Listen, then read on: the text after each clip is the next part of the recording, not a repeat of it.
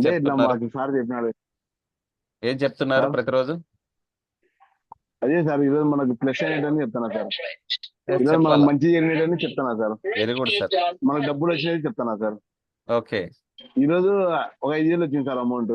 Okay. అది చెప్పుకున్నా sir. రాయని పట్టుకొని చెప్పినా సార్. ఎస్. ఇంత వాళ్ళంటే ఏంది అట్లా చెప్తాను, తిక్క పట్టింది ఏమన్నా అంటున్నారు సార్. అది నా కొత్తగా మెసేజ్ కానీ అంతా మీలో ఇల్లంతా. ఒక అద్భుతమైన వ్యక్తి బయటకు వచ్చాడు. సో అదొక పాజిటివ్. మీకు కొత్త కోణం కనిపిస్తుంది వాళ్ళకి. అవునా కదా? అదే సార్. అదే సార్. ఎస్, అంటే పాజిటివ్ ఇట్లా గానే చెప్పాలా, మాట్లాడారు. ఇది ఇట్లా ఇట్లా చెప్పాలా, ఇట్లా సార్ చెప్పినాడంటే ఆ. ఇవన్నీ ఏంది ఇట్లా చెప్తారా అని అంటే అంటే బ్లూ ప్రింట్ తెలితే మారింది కదా. ముందు పాత ముందు. పాత బ్లూ ప్రింట్ వేరు, ఇప్పుడు మీ బ్లూ ప్రింట్ వేరు. అవునా కదా? అదే సార్. సో బ్లూ ప్రింట్ ఇప్పుడు మార్చారు మార్నింగ్ మీరు. క్లాస్ కన్నా ఈ సబ్జెక్ట్ బాగుంది సార్. ఈ క్లాసే బాగుందా? అదే సార్, మార్నింగ్ క్లాస్ కన్నా మ్మ్హ. బుక్ బాగుంది సార్. ఇది చెప్పండి మీరు. అదే మ్యాజిక్ బుక్ అంటే మనము బుక్ చదవమంటే ఎవరు చదవరు సార్. లైవ్ లో చదివితే నాలెడ్జ్ రిసీవ్ అవుతుంది. అవునా కదా? అదే సార్, కరెక్ట్ సార్. అదే నేను కొత్తగా ఆలోచించాను. ఇప్పుడు మనము బుక్స్ నేను చాలా చదివి ఆల్రెడీ అండర్లైన్ చేసుకున్నాను. వాటిని మళ్ళీ మీకు అందరికి చెప్తే ఏదైనా సరే ఇస్తూ ఉంటే వస్తూ ఉంటుంది సార్. అది జ్ఞానమైనా సరే, సహాయమైనా సరే, శక్తి అయినా సరే, డబ్బు అయినా సరే. అందుకే నేను ఈ ఫ్రీగా 30 days మ్యాజిక్ ప్రోగ్రామ్ కండక్ట్ చేయాలని ఒక ప్యాషన్, ఇష్టంతో చేస్తున్నాను నేను. అవునా కదా? ఒక ప్యాషన్ ఓకే ఉండాలి సార్. మనిషికి. ప్రొఫెషన్ వేరు, ప్యాషన్ వేరు. ప్రొఫెషన్ అంటే ఎస్ సార్. మన జీవనానికి, మన మనుగడకు, మన కుటుంబానికి సహాయపడేది. మీకంటూ ఒక ప్యాషన్ ఉంటుంది సార్, ఇష్టం ఉంటుంది, దాన్ని పట్టుకోండి. మీ జీవితంలో ఎక్కడికి వెళ్ళాలన్నా సరే ఈజీగా వెళ్ళగలరు. ఓకే. ఒక ప్యాషన్ కూడా ఉండాలి సార్. ఒకే దాని మీద ఆధారపడద్దు. మల్టిపుల్ మల్టిపుల్ ఇన్కమ్స్ ఉండాలని చెప్తున్నా అందరికి. అవునా కదా? Right sir. Yes sir. Next next chapter కూడా చెప్పుకుందామా? ఎస్ సార్, చెప్పండి sir. Okay. 7th chapter sir. ప్రతికూలతతో నుంచి బయటకు వచ్చే మ్యాజిక్. ప్రతికూలతతో నుంచి బయటకు వచ్చే మ్యాజిక్. కృతజ్ఞత భావం మనసులో ఉండే వ్యక్తి ఏ పరిస్థితిలోనైనా కృతజ్ఞుడుగానే ఉంటాడు. అండర్లైన్ చేసుకోండి సార్. సన్నిహిత బాంధవ్యాలు సంక్షోభంలో ఆర్థిక పరిస్థితి క్లిష్టంగా ఉందన్నా, ఆరోగ్యం సరిగా లేదైనా, ఉద్యోగంలో సమస్యలున్నా, ఇటువంటి ప్రతికూల సందర్భాలు ఏర్పడడానికి కారణం చాలా కాలంగా కృతజ్ఞత రాహితంగా ఉండడమే. మీరు చేస్తున్న పనులు ఏమి ఆటంకాలు వచ్చినా, ఇబ్బందులు వచ్చినా మీరు దానికి సంతృప్తి చెందలేదు, అంటే థ్యాంక్ యూ చెప్పలేదు, కాబట్టి అవి ప్రాబ్లమ్స్ వస్తున్నాయి. మీ ఆరోగ్యం బాగున్నప్పుడు దానికి ఎప్పుడైనా కృతజ్ఞత చెప్పారా? మనం ఫస్ట్ క్లాస్లో చెప్పుకున్నాం, బేసిక్ క్లాస్లో. లేకపోతే మీకు ఏదైనా గాయమైనప్పుడు, జబ్బు చేసినప్పుడు మాత్రమే శరీరం గురించి తలుచుకుంటున్నారా? మీరు ఉద్యోగం పట్ల ఎప్పుడైనా కృతజ్ఞత చూపించారా? ఒకసారి ఆలోచించండి సార్. ప్రతిరోజు జీవించి ఉన్నందుకు మీలో కృతజ్ఞత భావం ఉందా? లేదా దాన్ని కూడా ఒక హక్కుగా భావిస్తున్నారా? మీరు ప్రతిరోజు భూమి మీద బ్రతుకుతున్నారు, గాలి పీలుస్తున్నారు. అవునా కదా? భూమి, ఆకాశం, గాలి, నీరు, నిప్పు, ఈ పంచభూతాలు వాడుకుంటున్నారు. ఏమైనా రెంట్ పే చేస్తున్నారా? ఎవరికైనా జిఎస్టీ కడుతున్నారా సార్? లేదు సార్. మరి ఎందుకు మీరు నేను సంపూర్ణంగా ఆరోగ్యంగా జీవించినందుకు థ్యాంక్ యూ యూనివర్స్, విశ్వానికి, అంటే విశ్వం అంటే పంచభూతాలు. సో వాటికి ఎందుకు మీరు ఎస్ ఎప్పుడైనా సార్. కృతజ్ఞత చూపించండి ఈ రోజు నుంచి. భావిస్తున్నారా? అట్లా మనకు దక్కిన సౌకర్యాలన్నీ మనకు విధిగా దక్కాల్సినవి భావిస్తే అది ఫిర్యాదులకు, ప్రతికూల ఆలోచనలకు, సంభాషణలకు దారితీస్తుంది. మీకు ఫిర్యాదులు చేయడం మొదలు పెడితే ఆఖరి సూత్ర ప్రకారం మరిన్ని ఫిర్యాదులు వస్తాయి. మీ గురించి కానీ, మీ దగ్గర ఉన్న జాబ్ గురించి కానీ, మీ పక్కన కొలీగ్స్ గురించి కానీ చాడీలు చెప్పడం స్టార్ట్ అయితే మీ గురించి కూడా చాడీలు రావడం జరుగుతాయి సార్.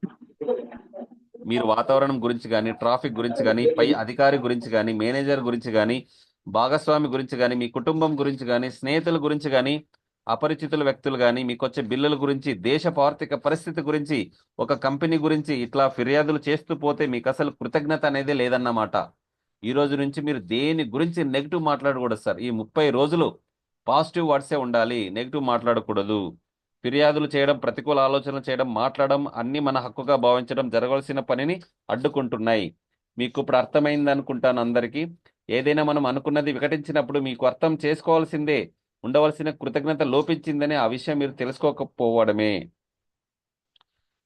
చూడండి ఒక్కసారి, ఇప్పటికైనా మనం మేల్కొని కృతజ్ఞత చూపిద్దాం. ఎందుకంటే మనం ఇప్పుడు చాలా నేర్చుకోవాలి. కొంచెమైనా నేర్చుకోవాలి. కొంచెమైనా నేర్చుకుంటే మన రోగస్తులం కాకుండా ఉంటాం. రోగస్తులమైన మరణించకుండానైనా ఉంటాం. కనుక మనమందరం కృతజ్ఞత కలిగి ఉందాం సార్. బౌద్ధ మత వ్యవస్థాపకుడు గౌతమ్ బుద్ధ చెప్పాడు ఇది.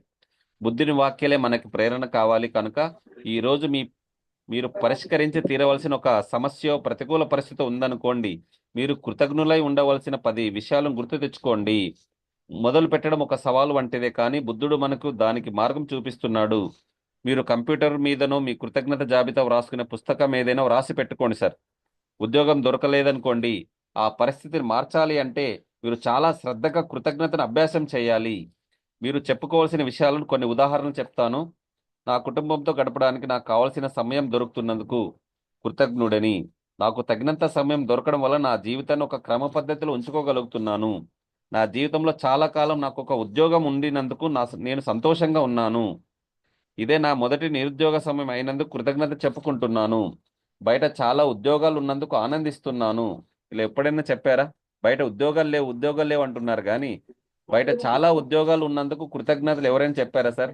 రివర్స్లో ఆలోచించండి. మనం చేస్తున్నాం రివర్స్ ఇంజనీరింగ్ ఈరోజు. రోజు రోజుకు ఉద్యోగ అవకాశాలు మెరుగుపడుతున్నాయి. ఏ రోజైనా చెప్పారా సార్ మీరు? బయట ఉద్యోగాలు లేవు, ఎక్స్పీరియన్స్ ఉంటే వస్తుందన్నాం కానీ రోజు రోజుకు ఉద్యోగాలు మెరుగుపడుతున్నాయని ఎవరైనా చెప్పారా? ఉద్యోగాల లేదు సార్. దరఖాస్తులు పెడుతూ ఇంటర్వ్యూలకు హాజరవుతూ నేను చాలా విషయాలు తెలుసుకుంటున్నాను, సంతోషిస్తున్నాను.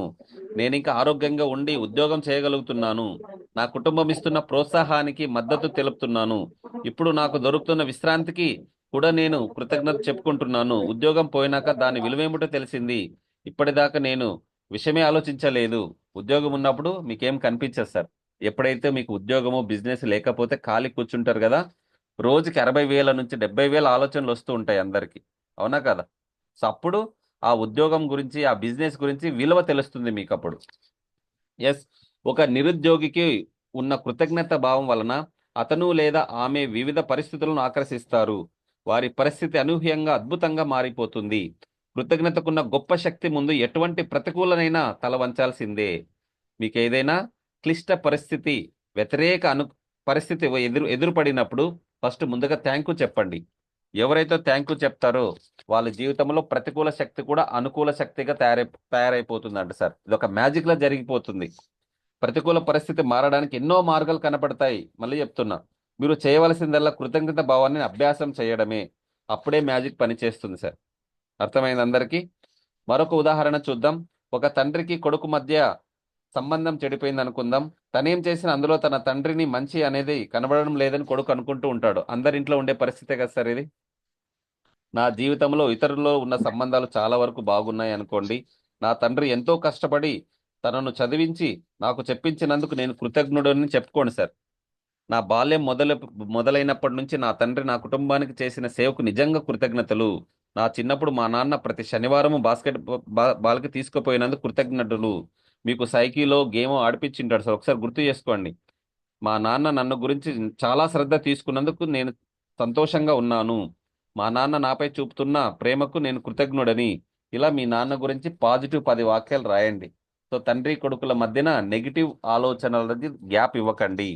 కొడుకులోని కృతజ్ఞత భావం అతని తండ్రి మనసు మీద గొప్ప ప్రభావం చూపిస్తుంది.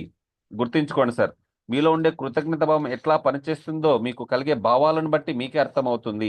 ఎందుకంటే మీలో కృతజ్ఞత కలిగిన వెంటనే మీరు పూర్వం కన్నా కులాసాగా ఉంటారు. కృతజ్ఞత యొక్క మ్యాజిక్ శక్తి సార్ నిదర్శనం.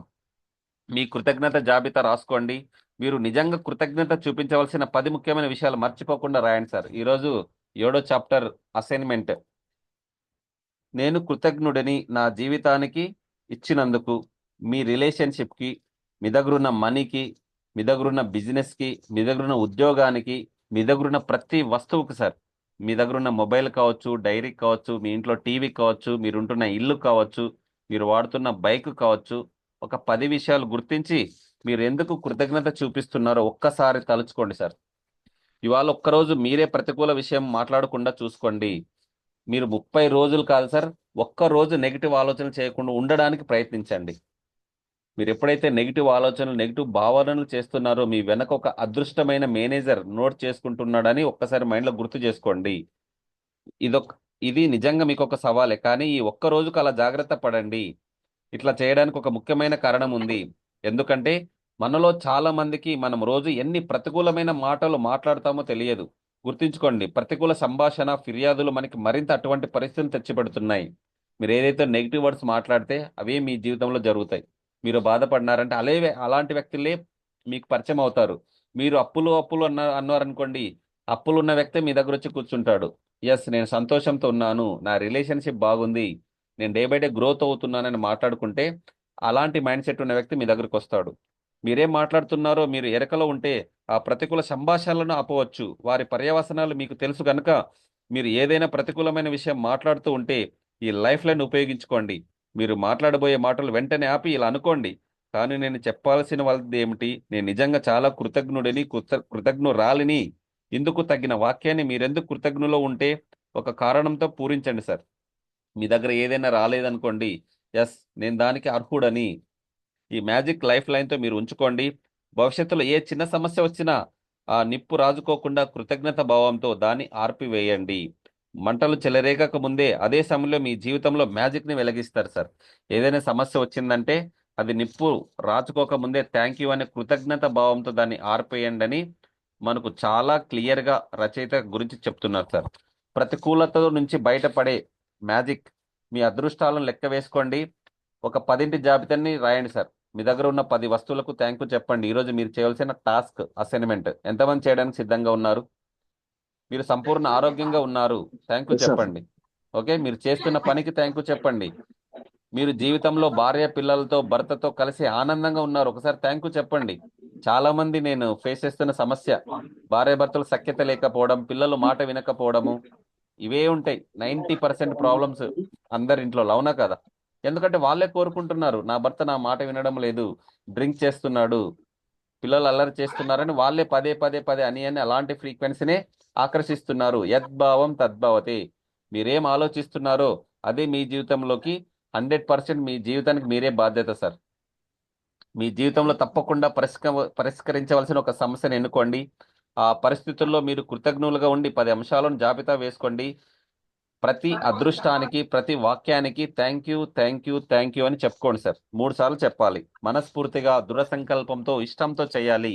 అప్పుడే మీ జీవితంలో మిరాకిల్ జరుగుతాయి. ఈ ఒక్కరోజు ఎటువంటి ప్రతికూల పదం వాడకుండా చూసుకోండి సార్. కనీసం 24 గంటలు నెగిటివ్ వర్డ్ కానీ, నెగిటివ్ సెంటెన్స్ కానీ, నెగిటివ్ వర్డ్ వినడం కానీ, చూడడం కానీ చేయకూడదు. ఎంతమంది పాటిస్తారు? Okay yes, sir. స్వప్న గారు, వీరభద్ర గారు, అనంతలక్ష్మి గారు, యశోద గారు కొత్తగా వచ్చారు. మీరు సార్ ఏం చెప్తున్నారో అర్థం కావట్లేదని చాలా మంది అనుకుంటుండొచ్చు, అవునా కదా? సో 30 రోజులు మ్యాజిక్ ప్రోగ్రామ్ కంటిన్యూ రండి మేడం, మీకు అర్థం అవుతుంది. ఇన్ని రోజులు మీరు మైండ్లో 30 సంవత్సరాలుగా, 40 సంవత్సరాలుగా మీ మైండ్లో చెత్త నింపుకున్నారు. Yes sir no?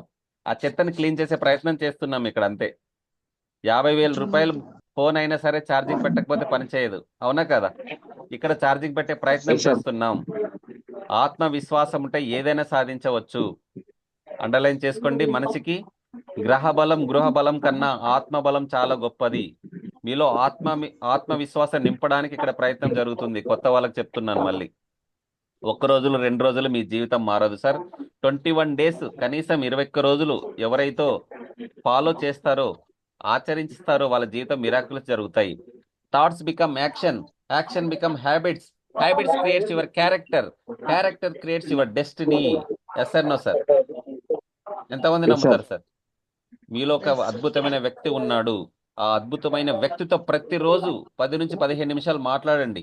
ప్రశాంతం కూర్చోండి, రూమ్ లో డోర్లు వేసుకోండి, మొబైల్ స్విచ్ ఆఫ్ చేసేయండి, కూర్చోండి సార్. 15 నిమిషాలు మాట్లాడండి. ఈ రోజు టాస్క్ పడుకుని పోయే ముందు మొత్తం అన్ని క్లోజ్ చేసేయండి. విండోస్ డోర్స్ క్లోజ్ చేసి, టీవీ ఆఫ్ చేసి, డిస్టర్బ్ లేకుండా మొబైల్ ఆఫ్ చేసి మీతో మీరు మాట్లాడండి. ప్రతిరోజు 15 నిమిషాలు మాట్లాడండి సార్. దీన్ని 21 డేస్ ఎవరైతే చేస్తారో వాళ్ళకి మిరాకిల్స్ జరుగుతాయి. జరగలేదంటే నాకు కాల్ చేయండి. ఎస్, ఈరోజు 30 డేస్, 30 రోజుల మ్యాజిక్ ప్రోగ్రామ్ లో 6th chapter and 7th chapter complete అయినాయి సార్. అసైన్మెంట్ గుర్తున్నాయి కదా? ఎస్ సార్, అసైన్మెంట్ గుర్తున్నాయి కదా? అద్భుతంగా పని చేస్తుంది. మీ వెనకాల ఒక మేనేజర్ ఉన్నాడు అనుకోండి, పాజిటివ్ ఆలోచనలు చేయడానికి ప్రయత్నించండి, నెగిటివ్ ఆలోచనలు మాట్లాడవద్దు. ఎస్, అందరు నోట్ చేసుకోండి సార్. మీతో మీరు మాట్లాడాలి. ఏం మాట్లాడితే నెగిటివ్ ఆలోచనలు వచ్చినప్పుడు చెప్తున్నాను. ఒక పవర్ఫుల్ అఫర్మేషన్ నోట్ చేసుకోండి. I like my self. రాసుకోండి మేడం అందరూ. I like my self, I respect my self, I love my self.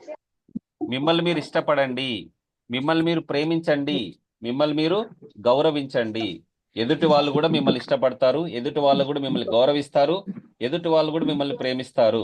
Yes sir no sir? ప్రతిరోజు సార్ మార్నింగ్ లేచిన వెంటనే నైట్ పడుకుని పోయే ముందు గుండెలపైన చేయి వేసుకొని ఐ లైక్ మై సెల్ఫ్, అంత నాకు మంచిగా జరిగింది, నన్ను నేను ఇష్టపడుతున్నాను, ఐ లవ్ మై సెల్ఫ్, నన్ను నేను ప్రేమిస్తున్నాను, ఐ రెస్పెక్ట్ మై సెల్ఫ్, నన్ను నేను గౌరవిస్తున్నాను, ఈ 3 పదాలు వాడాడు సార్. ఎక్కడైనా విన్నారా ఇంతకుముందు ఈ పదాలు?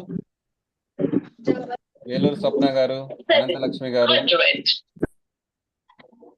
Self love. ప్రతిరోజు చెప్పుకుంటున్నారా మీకు మీరే? క్లాస్ అటెండ్ అయినప్పటి నుంచి స్టార్ట్ చేసాం సార్. ఓకే ఓకే, ఎస్ అండి. ఇన్ని రోజులుగా ఈ సబ్జెక్ట్ ఎవరు బయట చెప్పట్లేదండి. సో ఎప్పుడైతే మన సబ్జెక్ట్ వినడం అలవాటు అయ్యిందో మీలో ఒక కొత్త వ్యక్తురాలు బయటకు వస్తారు. ఓకే, మార్నింగ్ లేచిన వెంటనే ఏం చేస్తారండి అందరూ? పాజిటివ్ అఫర్మేషన్స్ తో స్టార్ట్ చేయాలి డేని. ఈ అద్భుతమైన డే ఇచ్చినందుకు థ్యాంక్ యూ యూనివర్స్. హ్యాపీగా కళ్ళు మూసుకుని కళ్ళు తెరవకుండా మీ నుదుటి రాత మీరే రాసుకోవాలండి. మళ్ళీ చెప్తున్నా, మీ నుదుటి రాత మీరే రాసుకుంటే మీ జీవితం మారుతుంది. ఓకే, దేవుడు బ్రహ్మదేవుడు కాదు మన రాత రాసేది, అవునా కదా? మీ రాత మీరే రాసుకోవాలి. ఎస్, ఏ విధంగా అంటే ఈ 30 రోజుల మ్యాజిక్ ప్రోగ్రామ్ ఎవరైతే కంప్లీట్ గా అటెండ్ అవుతారో మీ జీవితాన్ని మీరే రాసుకోవచ్చు. ప్రతిరోజు ఒక టాపిక్ చెప్పుకుంటున్నాం, అవునా కదా?